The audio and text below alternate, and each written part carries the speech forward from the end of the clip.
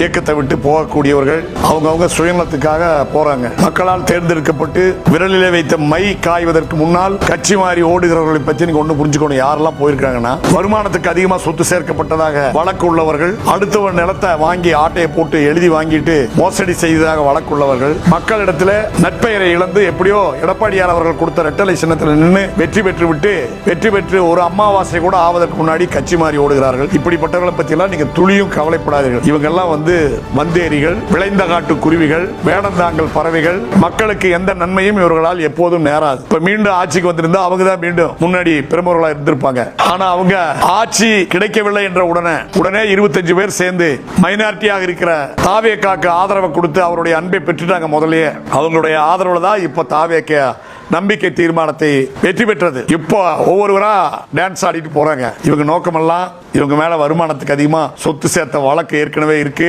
நிலாபகரிப்பு வழக்கு இருக்கு, லஞ்ச ஊழல் வழக்குகள் இவர்கள் மேல இருக்கு. இதையெல்லாம் இவர்களுடைய கழுத்தை நெருக்கிய போகிறது என்பதை தெரிந்து கொண்டு கட்சி மாறுகிறார்கள். இந்த கட்சி மாறிகளுக்கு